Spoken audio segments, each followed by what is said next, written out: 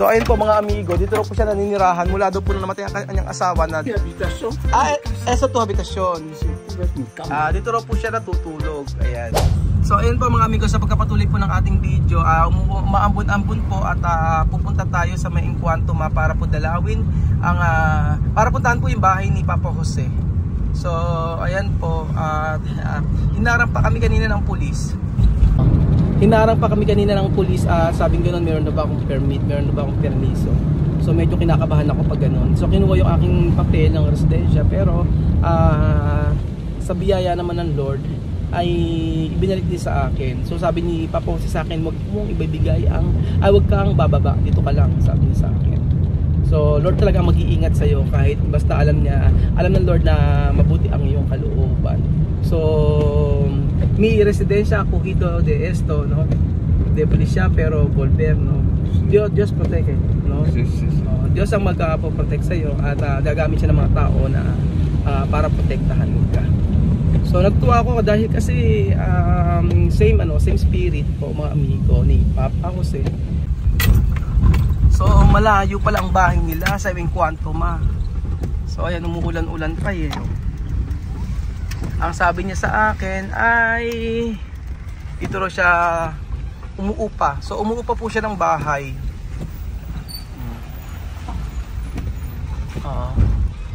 Nangungupahan po siya, pero parang napunta na ako dito hindi ko lang alam kung kailan. Hindi ko matandaan kung kailan. Ay hindi pa. Sa isang part pala yun. So sabi ko, baka pwede bang ipasok yung yung sasakyan mo. Sabi niya, oo daw. Ayan. Naku, ang daan, ang hirap. Ito tukasa. Aha.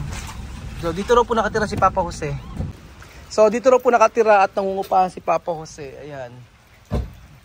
Siya ay nangungupahan dito. ¿Cuántos años tú vivir aquí? Sí, 10 años ya. 10 años. Tu mujer. Antes, ¿dónde tú vivir? Yo vivía con mi mujer ahí en Lea. Lea. Sí. Cuando tu mujer vivir, tú estás aquí. Sí, cuando salió, porque tenemos un problema con su familia. Antes tú vivir con su familia. Sí. Okay. So ayun po mga amigo, dito po siya naninirahan mula doon po na namatay ang kanyang asawa na dati nakatira po siya doon sa may asawa niya, lumipat na po siya rito. So nagtataka ako, ganoon siguro talaga sila. Ayan, saglit lang po mga amigo at ipapasok ko lang po saglit yung mga nila. Papasok lang po yung mga gamit na mga binili namin. So dito po siya nakatira mga amigo. Ayan. Nagtataka ako, ganoon din yung tatay ni Chamame. Lumipat sila Chamame sa bahay ng pamilya ni Chamame at hindi doon tumira sa may tatay niya. Siguro ganoon talaga sila. Mas gusto nila na yung titira nila ay nandun yung mga kamag-anak. So may pintuan dito. Ayan, ayoko munang pumasok. Pero ano to medyo paupahan siya. Ayan, so eto isa meron dito umuupa, meron sa dulo. Ayan. Tapos siya lang mag-isa lang nakatira dito. Papa Jose!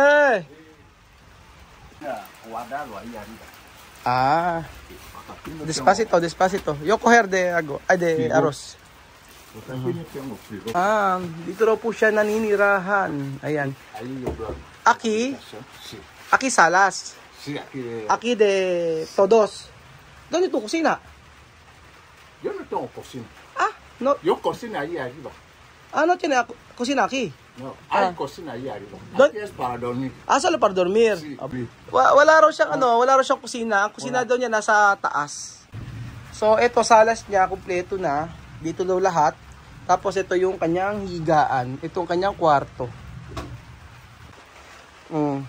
Ayan na. ¿Dónde tú cocinar? Arriba. Yo tengo un muchacho ahí. Cuando tú quieres cocinar. Te voy a demostrar. Vamos. Sí. Papakita ro niya sa akin kung saan daw siya nagluluto. Mi habitación.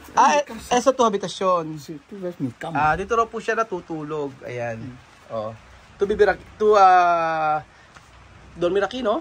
Oh, dito si Papa Jose na tutulog. Pero mira Papa Jose. Sí. Esto ropas para iglesia, ¿no? Sí, son ropa de iglesia. Oh. Hay chaquetas, Sí, hay ensambles, Esto, todos. sí, hay Ajá. todos para... Ito raw yung damit niya para sa iglesia. O sa may... todo para iglesia, no? Todo para iglesia, mira. Gracias a Dios. Chaqueta. Tú tienes chaqueta, ha? Sí, aquí hay 2 chaquetas. Ajá. Aquí también hay 2 chaquetas. Tú tienes ensambles. chaqueta, ha? Sí. Kaya talagang pag nag-church, dapat presentable. Ayan. Naka-chaqueta, ha? Esto es ensamble. Sí. Esto es traje con el... Esa chaqueta. Ajá. Pero ¿qué tu ministerio de iglesia? ¿Qué tú Yo hacer? soy intercesor, Intercesor, tagapag-pray. responsable De rezar. de las 12. Todas las 12 yo me intercedo. De rezar. De rezar. Ajá, Yo entonces, Así. todas las 12. Tagapag-pray Yo siya. soy responsable. Sí. Yo, mi ministerio antes, allí, está en Taiwan, país, bailar ko na, bailar, sí. Alabanza. Alabanza, sí. Ajá. Alabanza. Sí, cuando yo, antes, esto. Sí. Aha. So, ayan, ang kanyang ministry ay tagapag-pray. Syempre, tayo, ayan, mga amigo nung tayo nasa Taiwan, ay sabi ko ako ay, nakasali ko sa dance troupe, mga amigo. ¿Cuánto tu pagaraki? 20,000 to, de hecho? 20,000. 20,000 cada. ¿Con luz? Sin No, luz. Con luz, luz aparte. Luz aparte. Pero luz, ¿cuánto tu pagar? Bueno, luz, tú sabes que me dieron un contrato de... con eso, digamos, jubilación. Significa? Eso, No mucho. no mucho. So yan, 20,000 ang binabayaran niya, 2,000 pesos sa akila sa bahay. Tapos, ang luz ay hindi naman daw marami. So, La luz, cuando la comisión viene, yo lo doy solamente 5,000. 5,000, oh. Porque yo soy jubilado. Pero esto, no un mes, muchos meses. No, después de 2 2 o 3 meses. 2 to 3 months po, binabayaran niya sa kuryente ay 5,000 daw. Porque ellos mismos 500. ven que yo no tengo aparatos Sí, no para tiene. utilizar Sí. corriente. Wala nga siyang aparato. Wala siyang mga Yo gamit. no tengo televisión. Television no ay. Solamente So yun, wala siyang gamit kasi sa bahay kung hindi yung electric pan. Ayan. Pero Papa Jose, esto congelado. Tu vecina tiene congelador para sí, poner, sí, ¿no? ahí arriba. Vamos a Ahí. ir ahí. Vamos a dejarlo de una vez. So ayun po mga amigo, sabi ko wala siyang congelador o wala siyang refrigerator. Sabi niya, meron daw dito sa may kitchen. Vamos a dejarlo ahí. Donde? Donde tu decar? Al congelador ahí arriba. Ayun. Donde tu, donde de, ¿cómo se llama? Donde de cocina? Ahí voy. Vamos. Binalik namin yung mga frozen items kasi doon pala yung pumunta pala kami sa kusina niya kung saan siya nagluluto. Después Yo creo que so pumunta po tayo sa may kusina nila. Ayan. Pero tú no tiene terreno? terreno a pueblo. Pueblo. Sí, cartera de Mbini. Lejos. A 17 kilómetros de aquí. Yo estoy en la ciudad. Sí. Sí. Okay. Sabi niya sa akin, tinanong ko siya kung meron siyang terreno o lupa. Sabi niya meron doon sa may pueblo o malayong lugar dito. ¿Tú no quieres vivir de pueblo? Bueno, mientras tanto que a pueblo allí no hay nada. No hay nada, sí. Aquí sé que yo gano mi pan, Sí. comer. Y la iglesia, que yo reza. Sí. A pueblo, Ahí de pueblo no hay iglesia? no. Wala raw iglesia doon sa may pueblo, sabi niya sa akin. Tapos mas okay daw dito sa city kasi nakakapagtrabaho siya kahit papaano, nakakabili ng tinapay. Yun ang sabi ni Papa Jose. Pero ang galing niya, no? Isipin niya 70 years old. Lakas ang pa ng mata niya eh. Tunot niya na problema de ojos. No. Wala raw problema sa kanyang mata. Fuerte, no? Sí. No tomara medicamento y nada.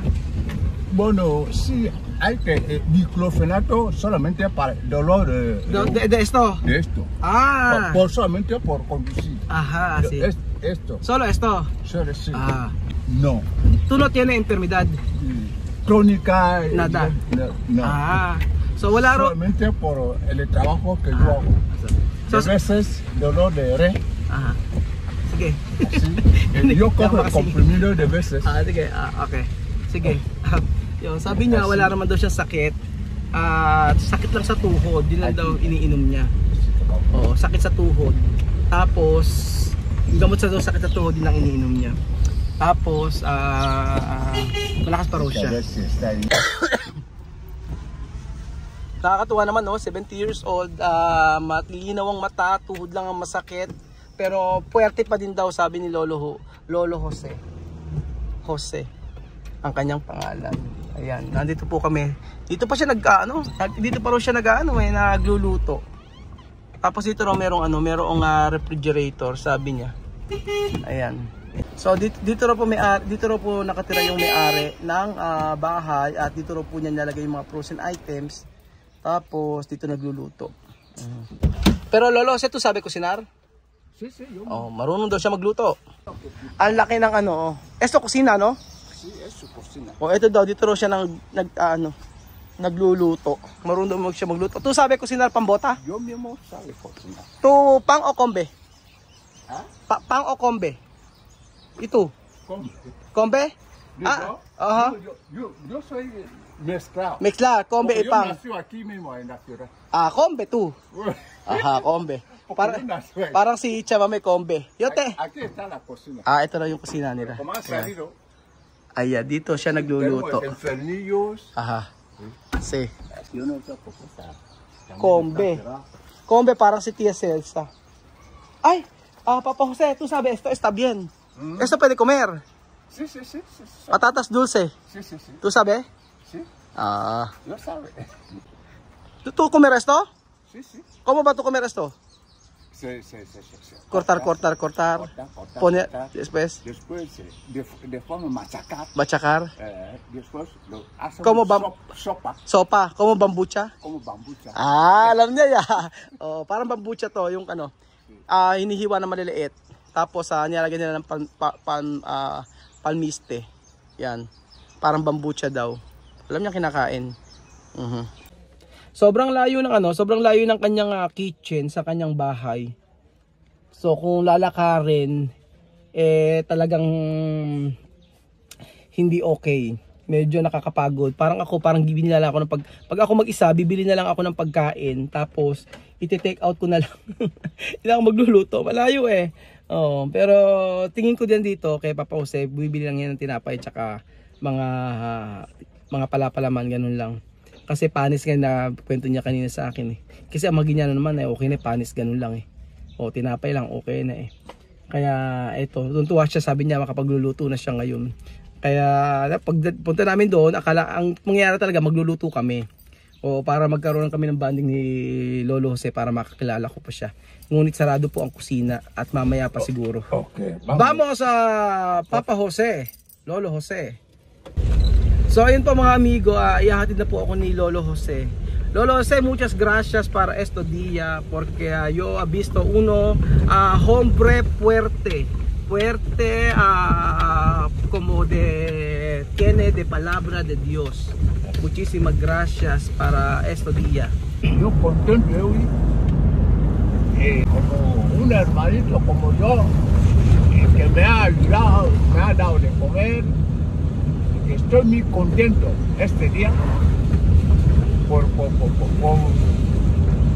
un creyente como yo, lo voy a decir como un hermano espiritual, que Dios, el Espíritu Santo nos ha usado para que nos conocemos, para que me pueda ayudar, para que me pueda dar de comer. Papa Jose, coge este dinero para tu casa, coge esto para tu casa para un mes, ¿vale? Muchas gracias. Dios te bendiga. Esto. De nada. Ya.